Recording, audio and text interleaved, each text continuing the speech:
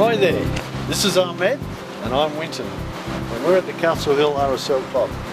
We're here because we want to have a look at the cogeneration system that was put in here last year, and we also want to have a look at what's going to happen with the proposed trigeneration system that they want to put into the club.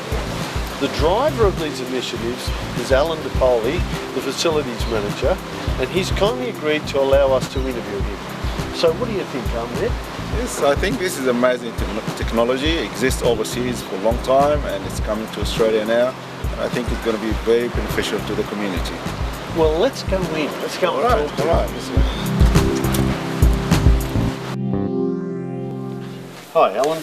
How are you? Thanks for having us today. Not a problem. Yeah. Look, I've got some questions to ask about the cogen. I'm really excited, and of course the trigen that you've got on the way. Happy to help. Can we talk about the cogen system, the first one that you got? I think it was September last year. That's right. What's its purpose? What's it done? You know, basically, it's to save energy. That was the bottom line for it. And we try to use a cogeneration unit, which gives us a byproduct. So it gives us a hot water for free, basically. 2004, we built the C2K Centre, and we had the latest technology back then for heating pools and so forth. We went down the process of finding something which would save us money, energy, and we ended up with the cogeneration. It's aquatic centre, it's subletted. We own 3/4 of it, and we lease out the pool side of it. By getting the cogen unit, you've got the opportunity now to generate electricity for the centre and also gather the heat. Yes, utilise the heat. Utilise the heat, and it's using gas to fire the It's a gas-fired generator, yes. Can you pass on the charges then for the... We can't on-charge electricity, but we're on-charging for hot water. Yeah, we were paying around about the $15,000 a month for electricity each, so we'd split it 50-50. It was 30 grand electricity bill, was it? 25,000, say, roughly around there. That. And then so you say 15 grand each for your electricity, and then by having this system, you then provide 80% of the electricity to the centre. Mm-hmm. And they get all their heat. And is it more efficient, cheaper? It's cheaper. It's a much cheaper form of heating because it's free. Because it's free. It's free. Yeah. So we're producing electricity for the centre, and the byproduct is hot water. So the hot water now gets pumped through heat exchangers, which heats all the pools and our hot water. By passing on the charge, you pass on the charge for the gas to fire the machine, That's the cogen right. machine. Yeah. What happens to the tenant? Are they paying less money now for They their are paying heating? less. They're actually paying quite a little bit less for electricity, like the total bill. Yeah. And my benefits is they're paying for the gas for the unit because they had no capex on the unit. They put in nothing. Yeah. So, but they're actually still saving something by paying for the maintenance and the actual gas to run the unit. So they're better off, and the club's better off. Much and if better I put a dollar amount on that, what are we approximately talking about? How much better is the club off? Per annum, about $111,000 on average. It'll be on average per annum. What are some of the pitfalls? You know, like if you had any problems, has it gone? Well, being new for us here too, we thought we had problems. Like when we first done the install, it was a lengthy process to actually go through the energy companies to actually put it in. And then when we've been talking to a lot of other people, it wasn't such a bad process. So I suppose it's norm to go through that few months process to actually get it approved and with the energy companies. The only other downside we had was we actually house our unit underneath the pool, so right underneath the pool in a room. The water temperature is heated to 32 degrees, so the ambient temperature downstairs is 32 degrees. So when the unit's firing up, it's a little bit hot. So we had to put in a ventilation system in, and that solved all our problems. So. And that's the only problem. That's all we've had. Getting to the new system, yep. I noticed that you've got a successful application in there for a community energy efficiency program grant. Yes. And if I look at the figures on the schedule that department has put out, it's a $1 million project, and that they're giving you approximately half of that money. That's it. 500,000. So $1 million is for the total installation and includes all the costs. That's it. That's complete package, turnkey basically. Right, and that's where you have a firm of experts to advise you on what you should do. Yes. And how much does the actual unit cost, the Trigen unit itself, without including all the installation and building? The Cogeneration itself was around about the 360,000, I think. 360, yeah. Yep. And then all the other pipeworks, the compounds, the acoustics, the everything else is all. Then there's an absorption chiller, which is in that, and some other units. So there's about 4 different units that go to that, that make up the actual Cogeneration. Cool water, hot water, electricity. That's your that's your 3 things. Yeah, and in this case, what's that water doing? Okay, the water doing is basically it's doing all of our air conditioning requirements. So it's providing cold water for summer to put into our air handler systems, which is all of our air conditioning, and in winter it's going to provide all our hot water for the same AHU for our air handler units. Right. Okay, well, I'm going to come back to that, but just go back one little step. When you making the decision, right? So you're going to have a machine, $360,000 Trigen. Sounds fantastic. How do you work out like what you need in terms of other infrastructure, like you'd have to change, you'd have to find a place to put the machine? Yes, it's all got to be located within certain areas because there's no use running pipe work for miles to link up. We were fairly lucky in this site that we had a site which is all relative within about 20 metres of everything that we needed to get to, electrical and existing heating and existing cooling.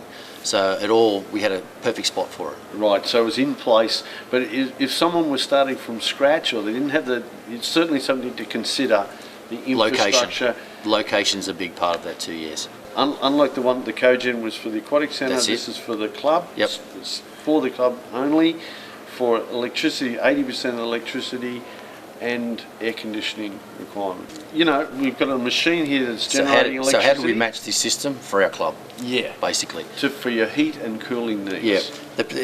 There's a process that you follow. We analyse all of the electricity into the build, electrical data every half hour, electrical bills and gas bills because it runs off gas and electricity. We work out from there electrical base load, cooling load and heating load on the building because we have to size it to match, to be able to cope with all of our heating and cooling loads demands. We make sure of certain aspects of the building that fits the cogeneration.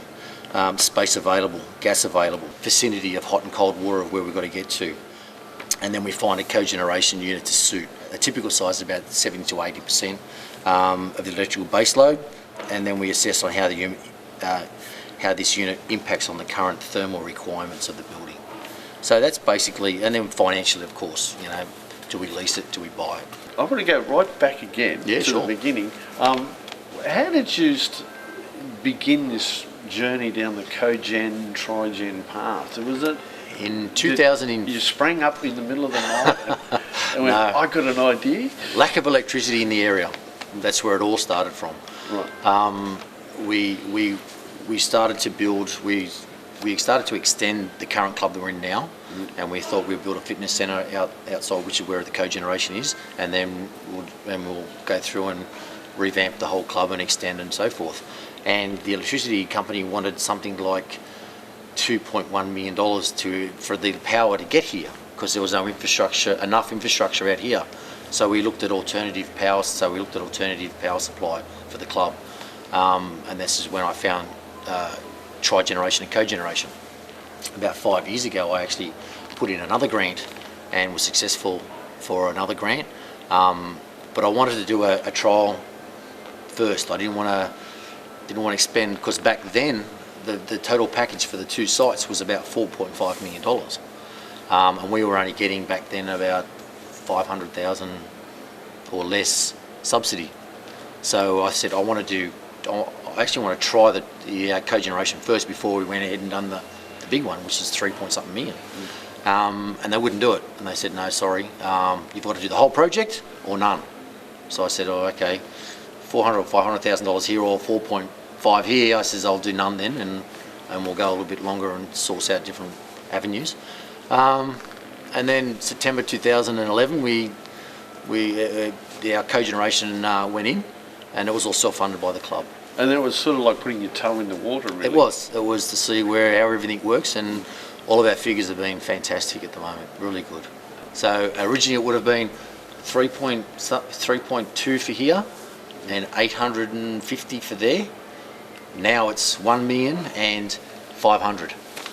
Gee whiz. So from 5 years. Yeah, fantastic. So the prices have come down a lot. Yeah, so it was lucky to wait. I was very lucky we waited. We saved a lot of money. Yeah. Yeah. The board must be very happy with Yeah. that. What about when you're coming to, let's say it's winter time now, and the heating, right? And you find out, well, gee, we're not getting enough heat from the machine. How do you top up the heat?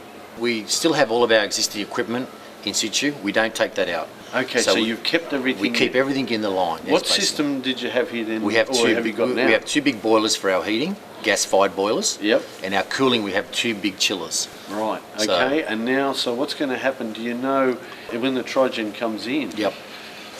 Does that mean that the boilers are going to be? They'll are you still be taking used- half the load. They'll only be taking less than a quarter of the load. So basically, the water that'll be heating for our hot water, we'll heat it to about 70 degrees. Yep. That's what we're hoping for, and we need to heat it to about 80 degrees. Right. Okay. Our water 80 to 85. So it's going to run through the cogeneration unit, heat up, go upstairs in the existing pipe work, and everything's the same. Go through our boilers, and it'll just top up to the 85, and then as normal. Fantastic. Now let's go to the chilling side. What happens there then? Exactly the same process. It's going to chill the water first. Yep. It's going to take the base requirement load that we need from our cold water. It's Yep. going to use that. And then once the water passes through the same system, it needs to top up, or get down, sorry, to the 4 degrees or the 5 degrees, whatever our set point is. It'll just chill it down to that. How much do you think it's going to save by putting this machine in? How much are you going to save per annum, if I can put it that way? The trigeneration? The trigeneration alone? Staying stuck with that The now. unit's costing us $1 million, basically just straight out $1 million. And payback on that, on $500,000, because we're only borrowing the $500,000. So payback on $500,000 is 2.5 years. That's unbelievable. It's good. Your payback then, of course, with electricity and heat and cooling, what's your total efficiency then of this machine? All of it. Fantastic. We run this at 100%. So we're getting all the heat and all the cool All and of all the it, electricity. yes.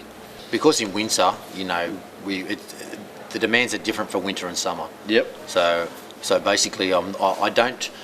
If you were to try and have a lot of hot water and a lot of cold water together, you wouldn't produce that much, because you're splitting your waste heat over two different areas. Because in winter you need all of your heating, so all of it's going to heating, and Yep. in summer you want all of it going to cooling.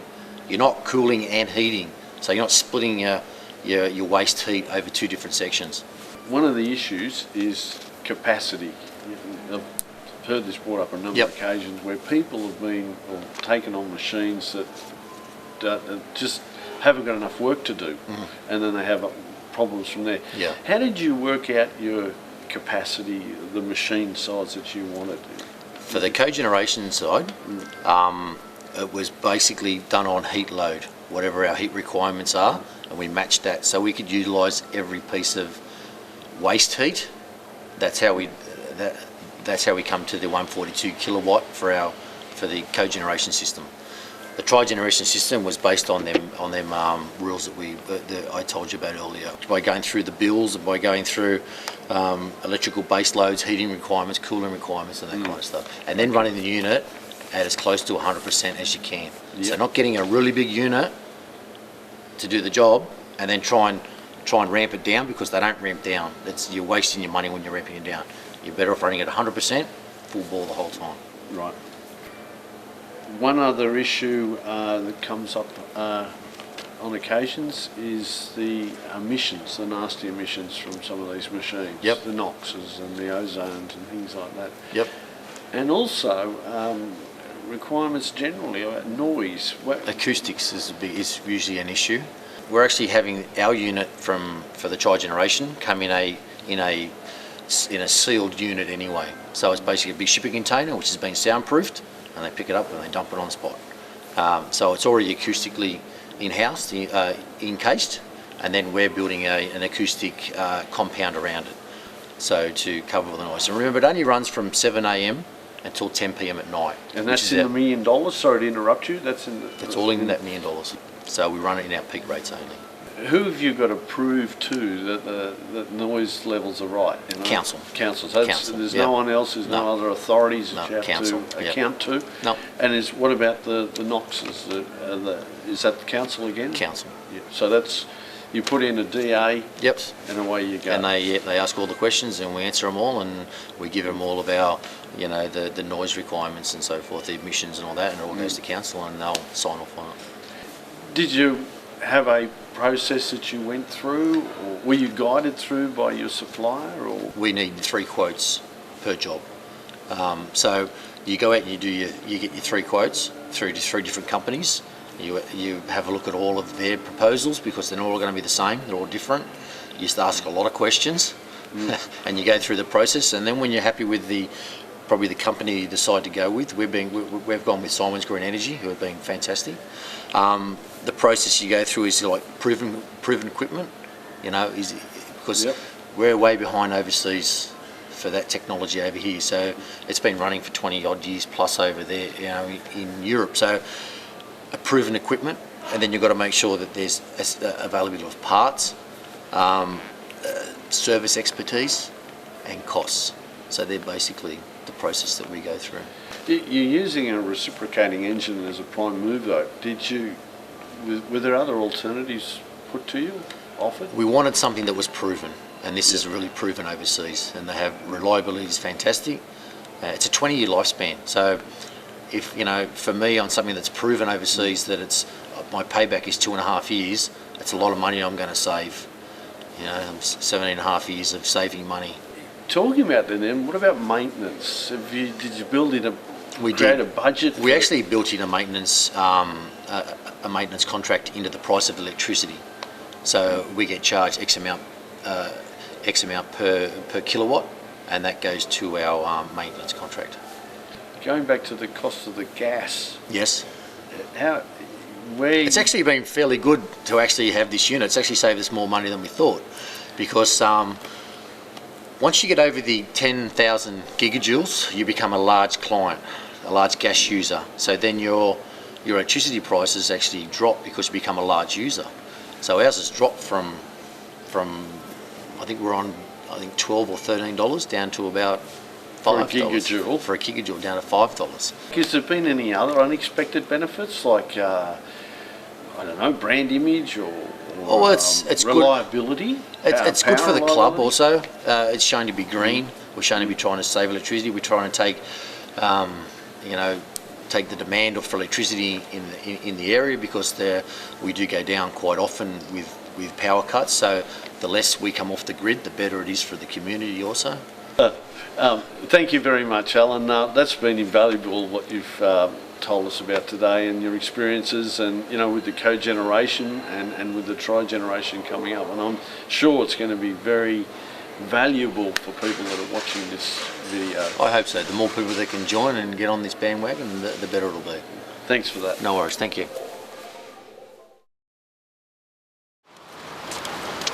Well, I just learned a tremendous amount. That was fantastic. What about you, Ahmed? I learned a lot today, and we have to thank Alan for his, what he offers us today.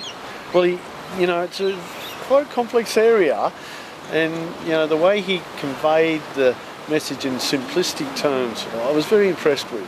Yeah, me too. And that's where, I really started to get the essence of cogen and tri-generation. Yeah. But anyway, that's all for today. We'll see you next time. Thank you.